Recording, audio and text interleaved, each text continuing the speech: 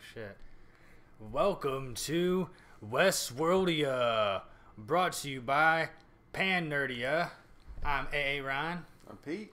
And welcome, guys, to the WestWorld Season 2 finale review and kind of general Season 2 discussion. But welcome back, everybody. And, man, we got a lot to talk about, Pete. Lots going on here. Huh? That's what the sound was. It was that opening. And if you can see it like we can see it, it means you're a host as well. It's the crack of doom.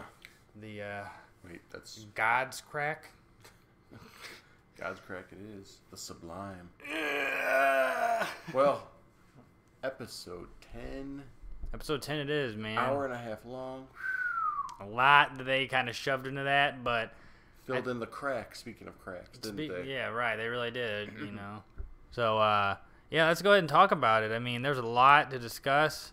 And yeah, and as far as like a synopsis goes, I'm going to jump around a little bit, but the meat of it all, we'll discuss pretty much a little bit of everything. Right, yeah, we'll kind of just go through it like normal, guys. Enjoy the pictorial. We'll give our analysis and appreciation. We might give a little prediction on Season 3, but then we'll move the heavy discussion over to twitch.tv/PanNerdia, and we'll get to that a little bit later. But, Pete, let's carry on. Well, as we saw, you know, all the remaining hosts reach the Valley Beyond in a pilgrimage line, and the line's quite long. I mean, you can see it from like a mile away, but it's, you know, it's very different than it's like a almost compact space shooting energy outward scene. I'll get into it a little bit more, but basically, right. Akichita's discovery of the door of those rods are basically where it was shooting out from beneath. Yeah, so he definitely did at that point see the construction of the forge years ago. Everything from the lake or tank vessels where the pearls were kept to the giant generator. But I'll get back to that in a moment. Let's talk about, well, there's Hector, Armistice, and Hanaru. They help Maeve escape the Mesa. And remember, at this point, she has the forward kiss to the forehead, so she's got maybe a little extra something going on there. Right. And, full power unleashed. They regroup with Lee, Sizemore, Felix, and Sylvester and travel to the Valley Beyond to help Maeve catch up to her daughter. Well, then during this, Lee Sizemore ridiculously sacrifices himself to buy Maeve time to escape past the security force, which is only a handful of dudes, but what an idiot. I mean, didn't Maeve's crew get away pretty easily without in that little skirmish anyway? But at the same time, it's like, okay, a human sacrificing his bone and flesh life for one single mission of one single host. It's a little weird, but it's like, considering he's written everything about her. Well, let's wait. How do they even find Lee though? Most. How do they find Lee? I mean, what led to that part? I mean, well, he was in the fetal position in the middle of the Mesa hallway there after the death of your favorite Simpsons character. So, what are you trying to mess with me with more timeline stuff? No timeline. They made a second Sizemore? No, Sizemore was there, but all I'm saying is... yes. They didn't... Armistice and Co. and Hector didn't find Maeve on the table. Maeve was, after being unlocked by Ford, laying there, and Old Boy was like, you know, the Simpsons guy here, you can see, dying. Yes. He says... There cannot be pleasure without pain, and darling. He turns her pain up. And she goes... And she's already feeling her neck wound and everything else. She's like, darling, I'll pay you back tenfold. And, you know, robo-zombies, you know, him to death. Robo-zombies. Robo-zombies, him to death. Robo-zombie attack, deploy. That's basically... And cuts him open. We see a lot of that. And then while, you know, Hector and them are looking for Maeve, she, you know, breaks down the door with running android bulls who kill the squadron. Yes. And look at that epic picture of her. Man, hot damn. It's like out of a X-Men movie. And then that leads to all of them escaping together after they find Lee, and he doesn't want to stay alone. I guess it was kind of like the running of the bulls mixed with Matrix. I just had to say it was. Yeah, with the slow motion, it was awesome. And then, they finally get out. I presume they're running for a while since the Mesa is so far from the forge. But Lee very stupidly kind of acts. I was even telling Pete, I feel like at this point, Lee, you know, if he did the whole speech thing and started off fine and he gets shot that first time, then his character kind of being Lee, then okay, he gives up and gives himself up, maybe gets arrested by those guys, and then kind of works both sides, but he just kind of goes with the speech stupidly. Probably, definitely my least favorite part of the episode, and then I guess he figured it's his most favorite thing he's ever written in his life for a narrative. So he's going to go out with it. So he's going to go out with that one tasteful. Fair enough. Yeah. Okay. Well, should we talk about Dolores finding the crippled man in black next? Yeah, let's do it. Here he is. Well, there we go. Well, Dolores finds crippled man in black William as now she is riding solo. She mentions seeing Emily's body back yonder, and eventually coerces him to ride to the forge with her, because that's all that's left to do by both of them. And, what she says, something like, I need a monster for this last little ride. Right, she goes, you're a monster, and that's what I need. So, but very interesting that she found Emily in the back. I knew that it was Emily, though she probably knows a lot about the Man in Black. In fact, she knew it was Emily. Perhaps she was Android Emily, and she took her pearl? Yeah, I mean, instantly that's what we thought when we watched it the first time around, just because later when we see a series of pearls, that's one of the first ones we think that she's got. But we'll get to that in a minute. They find Bernard by a forge underground ramp entry point.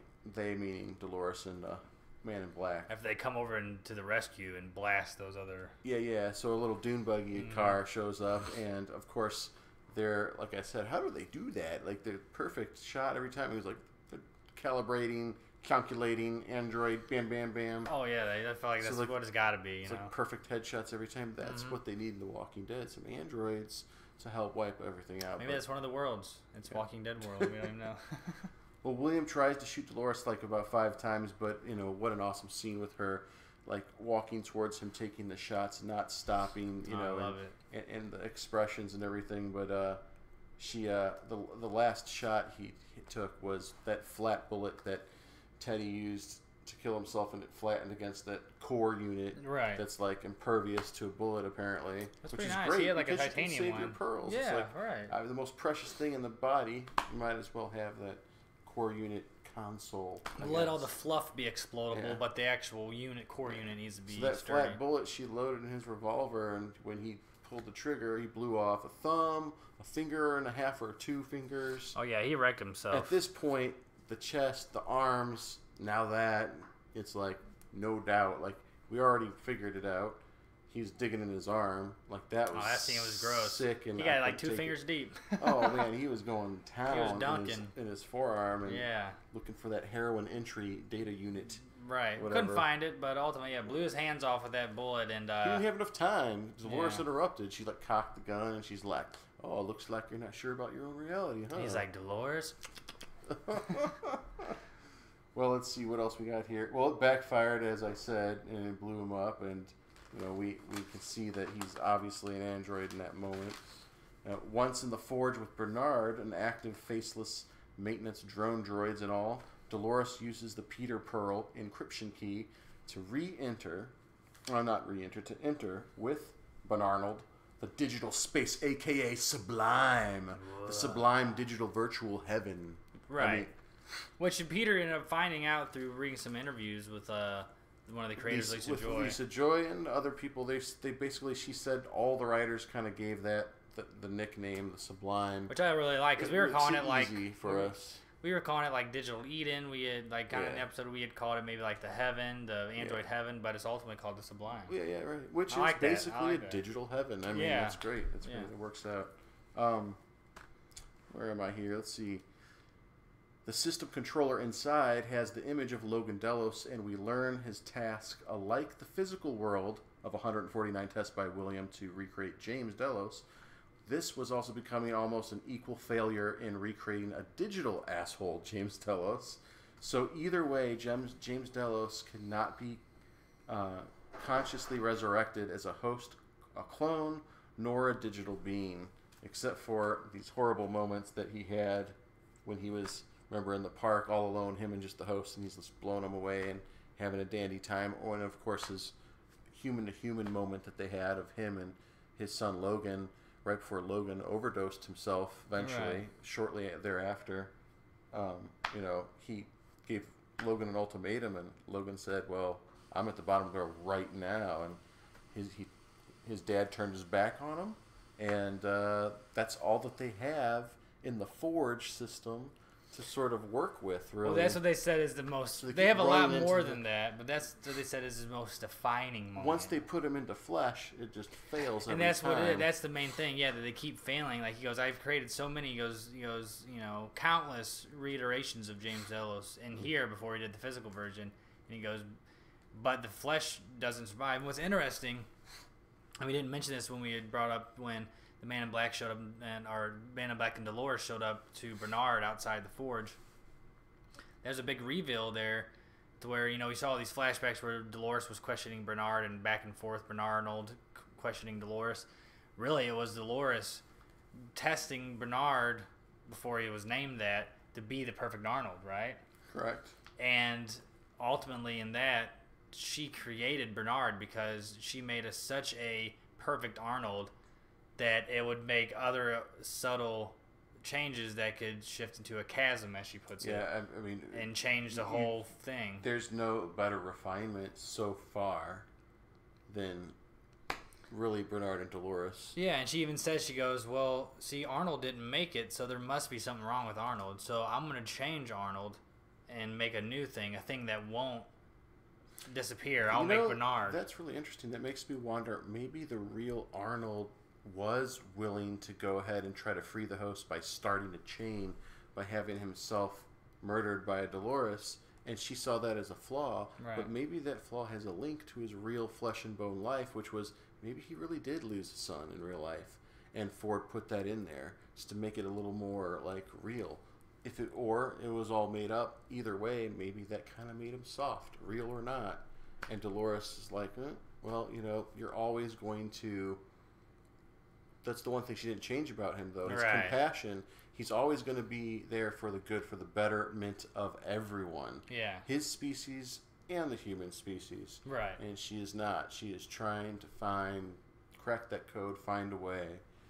And, well, let's continue. I mean, oh my God. I mean, we should save this discussion. We're going to save more discussion Twitch, for Twitch, yes. Where we're going to have props and gags and all kinds of jokes. We got jokes, folks. No. Got jokes, folks. But, all right, so... Either way, James Delos can't be, recreated in flesh, and the system controller tours Bernard and Dolores through digital version of the Fidelity or exam rooms, as well as reliving the last conversation we already talked about with Logan. But that's pretty much the stem of all of James Delos' actions. Really, he's worthless. At this point during the tour, when they go in the library, she sees his book. No, they're not even in the library yet. His book's in the control room, whatever. Pretend with the robot hand. Right. And she's like, I don't need that. He's dead. He's dead to me. He's a piece of shit. Well, what they say about him particularly, and what's that robot hand doing? It's writing the code. Oh, writing the code, right. Which is just a simple, what is Super it like? Simple algorithm. Like 10,000 something line algorithm? Yeah. Yeah. His was probably less than that. Right, and she doesn't need it apparently because he's dead. What's interesting is if you guys go to the Google homepage today, there's a very interesting drawing where it is a hand writing into a book binary code, ones and zeros. And it's some mathematical... Some German guy that was brilliant at math. I think. Philosopher at math, yeah. So we'll go check that out. It's an interesting connection. But continue. Well, that fact allowed system controller to, the Mr. Logan there, to reveal that every human guest's conscious and code for thinking was indeed a lot more simple to recreate and store inside the forge.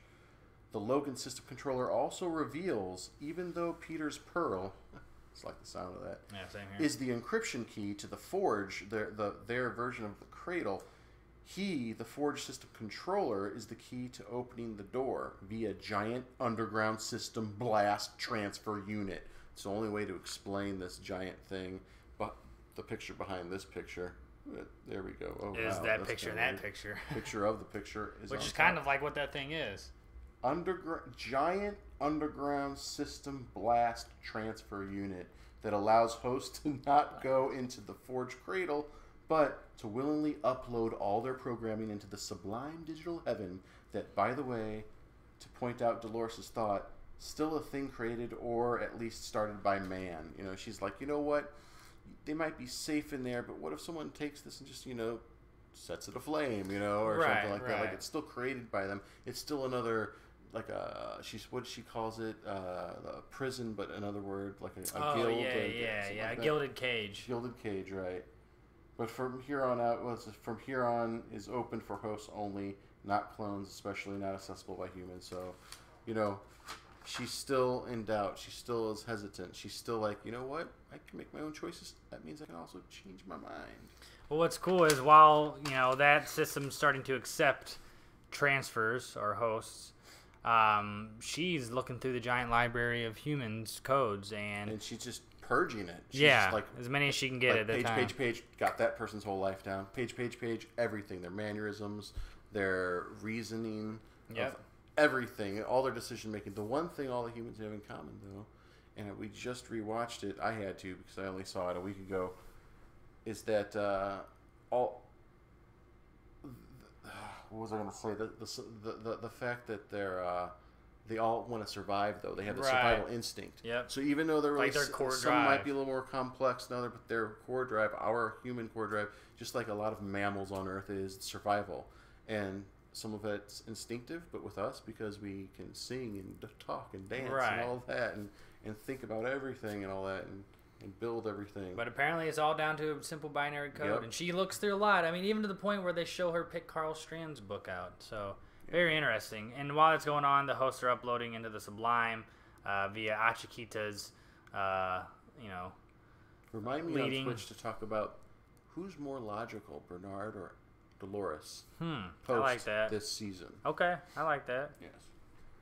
So beyond the door. Look at that. I mean, what great HBO production is this here? We've got this beautiful grassy background with the sun like just setting over the like lush mountaintop, and then in reality you're in the middle of nowhere desert, like everything's dead, wasteland, canyons, not even a river to be seen. Well, there's a rip into paradise. Except for a forge filled with a lake cave.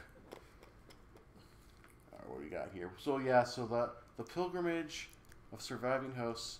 Oh my God, did I already read that? Hold on a second.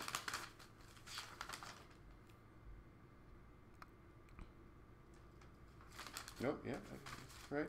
The pilgrimage of surviving hosts are led by Akichita and the Ghost Nation to the door. The door is basically what looks like a rip in time and space to the digital heaven, the Sublime.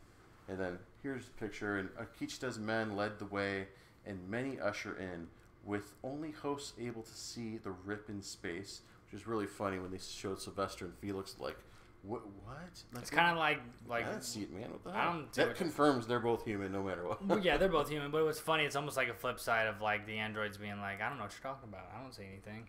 Oh yeah, it is a flip. Yeah, it's like I don't know what you're talking about. Nothing looks like nothing to me. Looks like nothing to me.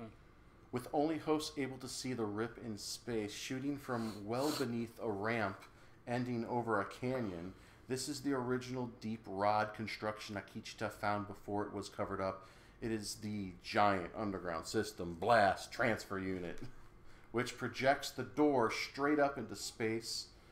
And I've got a little idea of how they could have done an express version of that, but I'll leave that for Twitch.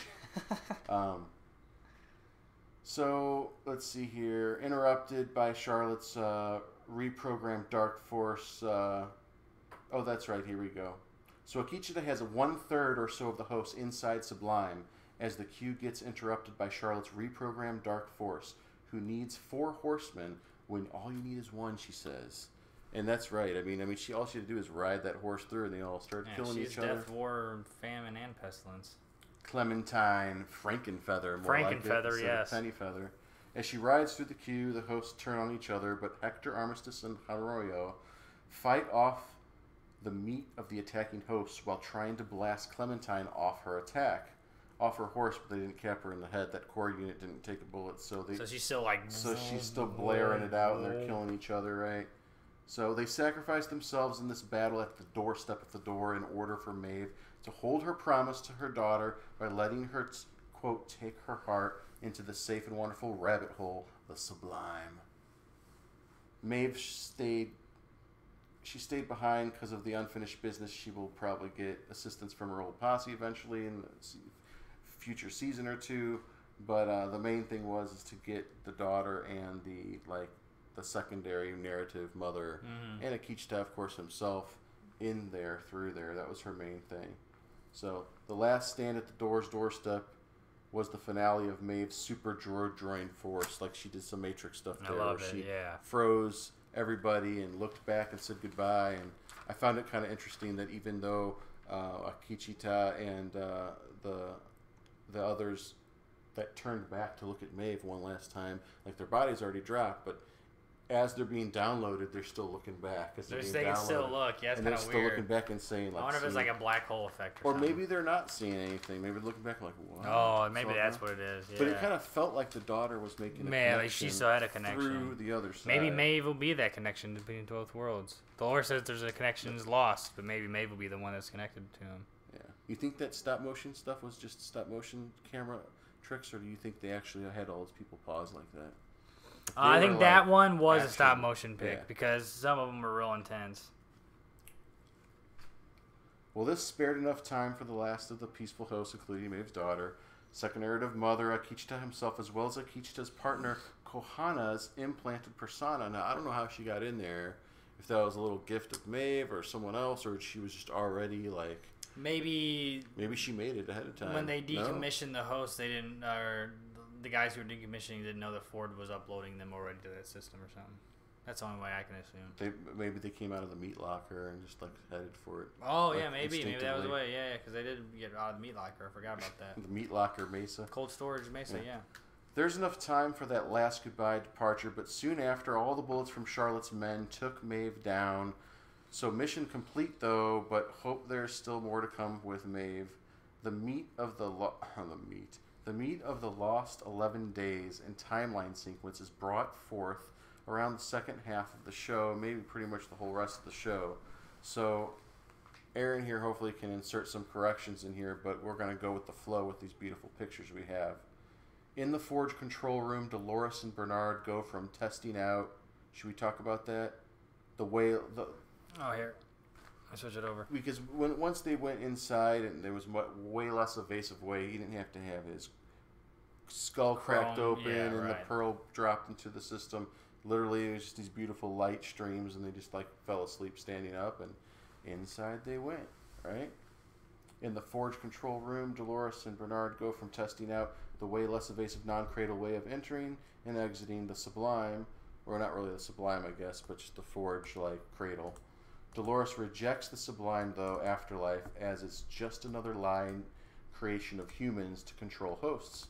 Yet Logan, the control system, made it clear, once you go in, humans can't enter it and interfere. He's in control of everything.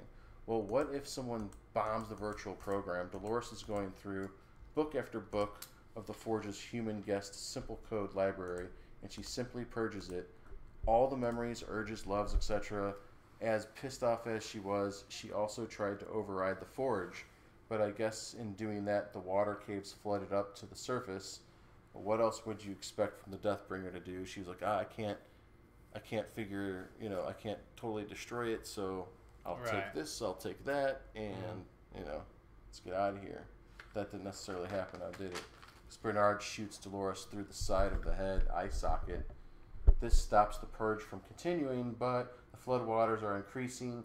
This is where things get kind of fuzzy for me with the timeline, but as Bernard resurfaces with Dolores' pearl and maybe the encryption Peter Abernathy pearl, but I think maybe he left that behind inside of her on purpose, right? Because then remember there's a sleight of hands that happened, but we're going to get there in a minute. So in his trusty jacket pocket, I'm sure he stowed him away.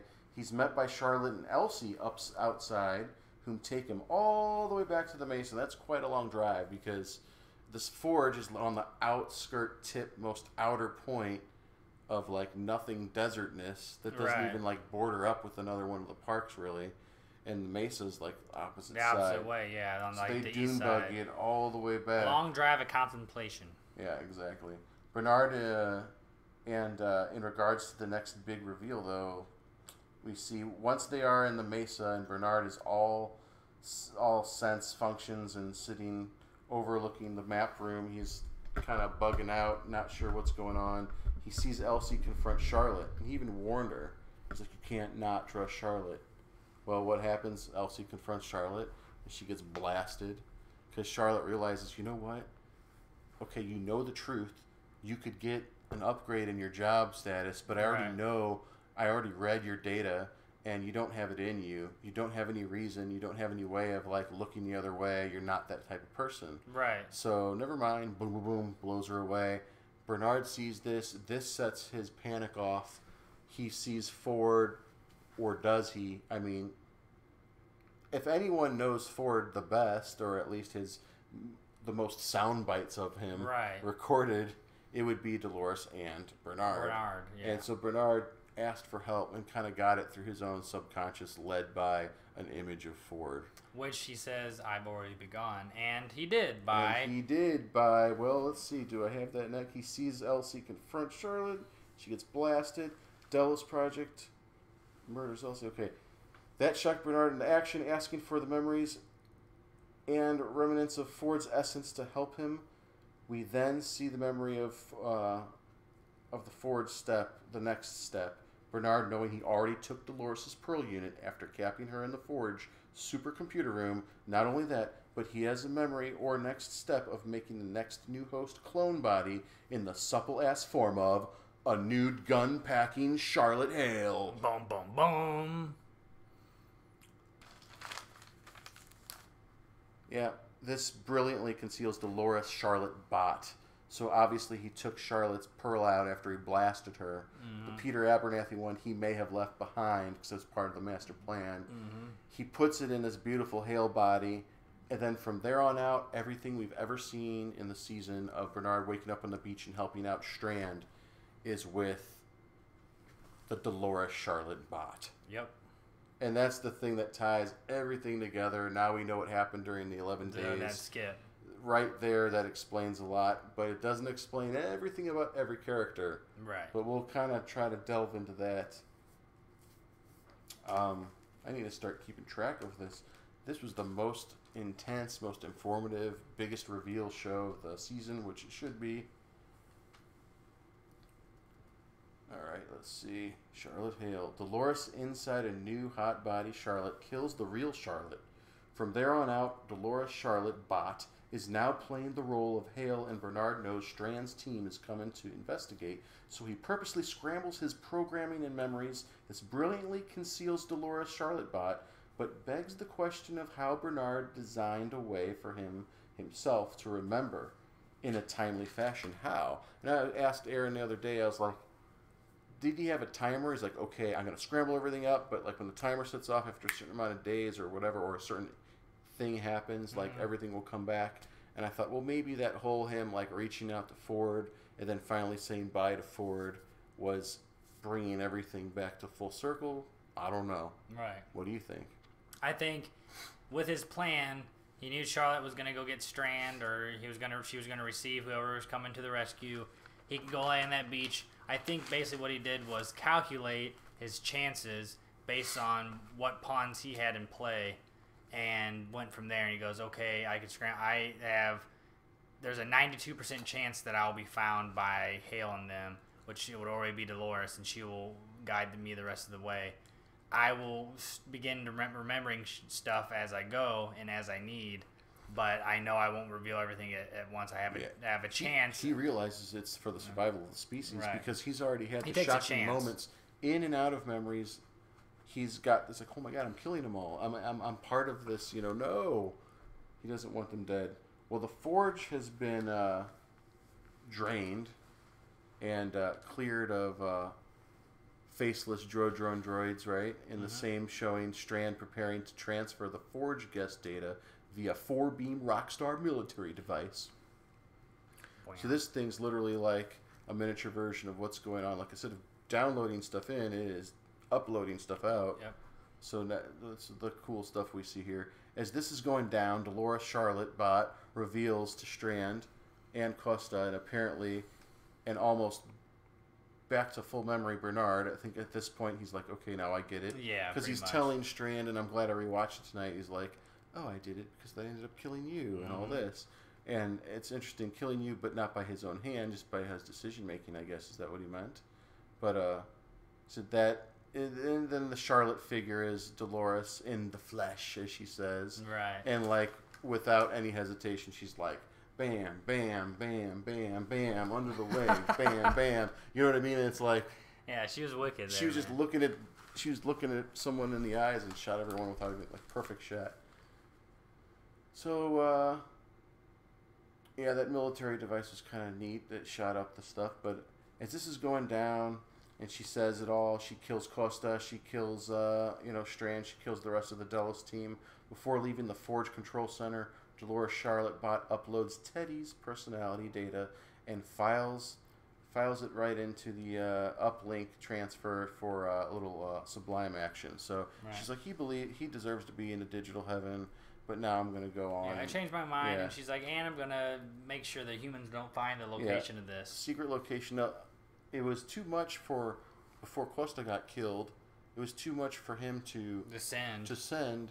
So where the heck did she just take the hard copy of it? Is that what it is? Like a physical? Yeah, she took the physical copy, I think. But then I thought she tried to beam it. Maybe she did beam it somewhere. I don't know. I think she may have beamed it to the Bernard crib in the real world. Right. But hey, that's just my opinion. Only Dolores knows about it though, and Teddy was meant for it, I guess. And it's a pretty safe place until maybe someone finds it under the desk of Bernard's. Instead of Who's Your Daddy speech, though, Dolores asked Bernard to trust her, and he shoots him. Probably took his pearl, which I'm sure she did. At this point, it's like not forgetting your car keys, cell phone, or wallet. It's like, grab the pearls and go. Dolores Charlotte Bot joins the Delos evacuation team, taking a purse load. Looks like 5 pearls of pearls. I got a picture right there. It is indeed 5. 1, 2, 3, 4, 5. Blink right there. So, whose are they? I don't know. Shall we, massage that a little bit? You guys can follow us on Twitch. All right. We'll give the obvious ones. The 5. Bernard. That's it. Encryption key, maybe. And probably Abernathy. That's 2. The other 3 we'll discuss on Twitch. Fine. Yeah. So we can delve into that for a while. The other 3 are hot ones, especially the one I'm thinking of right now. Well, okay, so she's got those host pearl cores in the purse, and she's escaping, going to the real world. The not-so-shocking reveal of Stubbs realizing Charlotte is now a host, but so is he, as he is an OG of Ford's, a gatekeeper, as Aaron calls him. Host or not, though, awoken or not, Stubbs is an anti-Delos person because of their principles. And he's there to help. He's there to be the gatekeeper. Re-entering the park world should be easier for Dolores when she decides to come back, because obviously it's like, she's good, she's clear, she can go, He says he's only in charge of the host inside the park. Right. Yeah. No, the thing is though, now that outside the park, you don't have any of the Ford designed security stuff, because they're clear with Man in Black, clear with whoever else, and it's because they have a special design. They got to be even more careful. So all in all, and then before they leave, that scene with Dolores Charlotte leaving the beach, it shows one of the techs asking Sylvester and Felix if they can help take care of the mess. They look over and see Maeve sitting there, and they're like, "Yeah, we can take care of it." Thanks for filling that in, man. We think Maeve is going to be all right for next season, though her story is definitely left more up the question. I think with those 2 on her side, she will be just fine. Spicy water. All right, let's talk about that. Frank Lloyd Wright house. Right, back at Arnold's real-world city home of refinement, a.k.a. digital overlay of Frank Lloyd Wright's home, garden home, Dolores finds all that's needed to create or recreate hosts left by Ford. She makes new bodies of herself and Bernard, others to be announced in Seasons 3, I presume, but there's a Charlotte bot shown. In other words, she's already got Dolores has her new body, but there's a Charlotte bot shown. But this time, whose pearl is controlling it? New pearl developed by the Forge Info? No, I don't think that's workable. So my guess is this is probably a copy of Angela, or a copy of Clementine, or maybe a harvested pearl from any of the bodies that she saw laying there on the beach, or before she left whatever destroyed area, before maybe the bodies got picked up. It's a hot topic, man. It is a hot topic, and it is a twister. Very much so. Delos activates Bernard. Dolores. We get to Dolores. Dolores. Oh my gosh. What? Dolores activates Bernarnold. We get to have some insight here on how long Dolores has been a co-creator, tester, examiner, and maybe for some time, privately, the new main creator. She's the one that's created more Bernarnolds without Ford's help. Boom. Right. There's a flaw that was probably going on with humans doing the fidelity test instead of just another android doing it to be She more was precise, the most precise, more right. logical, more exact. So precise where it's 11,000, what was it, 927 times? Or Yep. something? Yeah. I think you got it down. I wrote it down. I'm like, oh my God. Really? Like, forget about 149 times, right? Yeah. Like, shit. Well, during this, what might be the 100th Bernarnold activation, I'm talking about of the body, not like the Right. testing, Dolores cautions Bernard that yes, they, her and him, are pretty much enemies. The good and the bad, the yin and the yang, the bow and the arrow, whatever, the demigod bot versus the demigod bot. Yet she also says, enemy aside, the need each other to exist and to ensure the host species can survive the human world. That's what they need to happen, because they need him to fight one way and her fight the other way, because Right. they need to help conceal each other for the species to even continue to exist. So her big grandiose speech in episode 10 is basically like, okay, here we are, like, we're in a human world, like, you walk out that doorstep, like, you know, we can't get caught, you know, because, yeah, but I know what your mission is. You want to kill every man, woman, and child Right. if you don't get your way.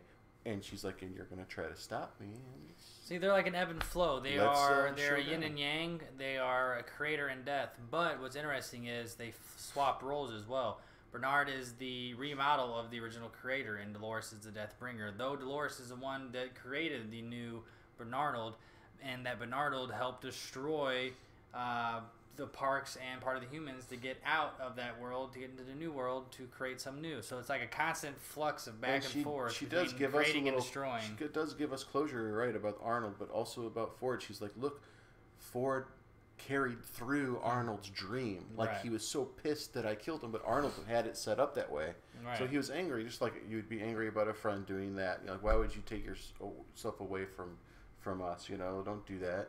Think about the people you left behind. But at this point, she's like, yeah, well, Right. like, you know, he really did. He left all this cool stuff for us to play with in the real world, to rebuild from scratch right here in the real world. It's in their this own, like, cool lair. little garden layer, right? Yeah. Exactly. Let's see here. Yeah, so in a flash forward, here we go. Whew. In a flash forward, after the credits, the post-credits that is, Man in Black William arrives at the forge only to walk into a forge in shambles and abandoned looking. As Lisa Joy, the creator and one of the directors, has said, this takes place in the far, far future, unquote. From the elevator down to the circular James Dallas Fidelity Room, William finds himself with what and when injuries, I'm not sure. Because he Yeah. must be going through Through a loop. making the same decisions where he has a gun that messes his hand up. I don't know. But he's interviewed none other by dun dun dun Bot Emily. The second bot, third bot, fourth bot, who knows? And what is she testing him for? Well, fidelity. And that's what we'll leave our finale review for YouTube. And we'll get in more of discussion, particularly this end scene over on Twitch. But before we do that, let's go ahead and throw out our... let's see here. Oh my God, you're gonna make me do appreciations. I don't Yep. know where to start. First off, let me go ahead and bust out an analysis. The Season 2 finale of WestWorld, I think, was very well done. Not only did it give us a lot of closure and it kind of wrapped things up in a nice package at the end, it tied up a lot of confusing points, but it also left somewhat of some things unanswered, hence what is going to happen to Maeve, what's going to happen to those in the Sublime, and how difficult is it really going to be for Dolores and Co. But the fact that we know that some of them finally made it out, I like, and I like how it was done. Again, the acting's always superb. I like how they threw some action in. Some people weren't, at least what I saw on Reddit, weren't extremely happy with this finale, but a lot of people were. So it's kind of a mixed bag, but I think it's more of, what can you appreciate out of a show doing something new and not following a typical trope. Yeah, the whole thing with Lee Sizemore wasn't my favorite, but I can forgive it for an awesome end of an amazing season of an amazing show. And Pete, what do you appreciate? Well, first of all, what I needed to say this whole season was freeze all motor functions. Because now it's my show! Yeehaw! Woo! Just kidding. I just thought of this hat, and I thought of, you know what? If I'm going to track my mind in WestWorld to get me down, you got to put me in the library properly. He's got the blue hat. He's the dazzling star. Oh, showman. Well, actually, as far as my appreciations go, an hour and a half of superb acting, graphics, direction, cinematography. I mean, the places they go and do these shoots, everything is pretty fantastic. But my God, man, that crack of not doom, but crack of heaven right here. And that right there is when it's finished. It's like it's finished downloading, so it's getting ready to disappear. That's pretty wild. I mean, the ramp right there, like the whole thing, the bodies falling as their minds are being downloaded completely. It brought everything together. I'm so glad there's creators and directors that work together in some shows, and this is one of them, unlike some AMC shows, but where they work together and they actually have a reveal all the time, and they keep you thinking and keep you thinking about more than just the show. You start to like philosophize about things and thinking about reality and what might be real. Question your own reality. Exactly. But so that's what I appreciate is all of these things collectively in this episode came crashing down, and it was just like the show was over, the post-credit part was over too, and you're just like, now what? Right. You know? So this is what Lisa Joy has told us that next season is going to have, more than anything, real world stuff. So it will be, I guess, the battle between Bernard and Dolores. So is that your season 3 prediction then, Pete? How appropriate. What a transition. Huh. Yes, I guess it would be. I think that even though they promise us that we're going to see other parks, it may not be at all if just a tidbit teaser at the end of season 3. So the chunk of season 3 will take place in the Bernard Dolores crib in the real world, and it's going to take us to new heights because it's going to be like an episode of Real World MTV with androids. Exactly. Oh, that'd be horrible. But yeah, I mean, basically, they're going to have to interact with humans, and then you have Felix over, like, saying, "Yeah, okay, we can help out," and he looks down, he sees, obviously, he's going to help Maeve out a little bit differently, right? So, like, maybe we'll see a little bit of Maeve, maybe we'll see a little bit of Armistice and Hector and those other characters, but instead of in WestWorld, which may be a decommissioned place, like, you know, it's canceled that out, all come together. Maybe same thing with Shogun World. They're letting it ride, but they're not bringing guests in. Maybe they're going to immerse these other bodies and characters. Like, well, let's not waste this merchandise here. Make stuff from scratch when we can fix them up real easy. Throw them in the other parts. And throw them so they might be in a medieval world, they might be in an ancient Greek world, or an Egyptian world, or whatever. Yeah, something on a different even time. Right now, Shogun World and WestWorld are kind of like even grid, the whole like period that they picked. In the Raj too. So if the other 3 parks are in line, maybe they're not in line with that period, but all those 3 are in line with another period. Or maybe an ancient period. Perhaps, and this will be my prediction before we leave you guys here, is, and Pete kind of maybe spark a different prediction while he was talking, and that is perhaps when they'll show the real world with Dolores and them, but with Maeve, maybe they will decommission WestWorld, and Maeve and them will be alive again, and she will get out of that park, not leave the main park, but she'll explore the other parks and try to gain a group of androids and try to almost be like a prophet, like Jesus, and try to awaken the other androids to follow her side. Have some disciples do her every bidding. And she'll build like her own following in the park to kind of help get out at some point. That's my prediction there. A little broad, but we'll discuss more of it over on... What is that? What are we going to discuss it over on? Twitch.tv/PanNerdia. You'll see it right down there. We'll be moving over there in, I'd say, about 20 minutes or so.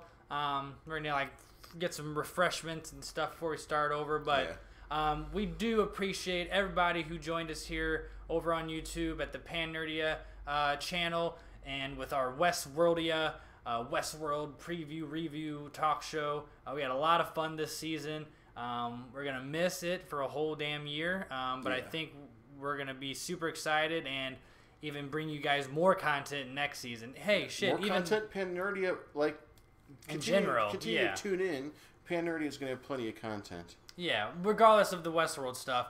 But Westworld content might be a little dry for a little bit. Maybe at some point, me and Pete might jump back with another discussion at some point. I even kind of thought in my head while driving, back and forth to work and stuff, that maybe I'll do like mini, kind of like almost documentary style videos where I edit them heavy and talk about certain concepts and philosophies of the show. I don't know.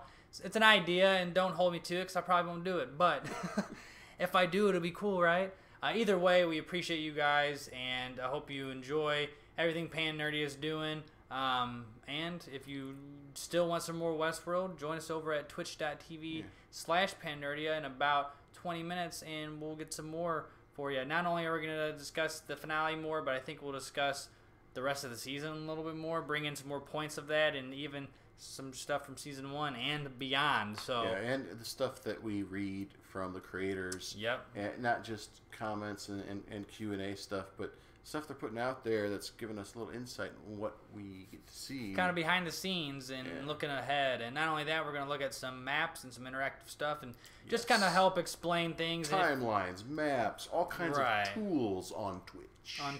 So we'll see you guys there in a little bit. Thanks for joining us. I'm Aaron. I'm Pete. And we'll see you guys there. Enjoy the enjoyment. I know we will. Oh, yeah. Stand by. Freeze all motor functions. Yeah.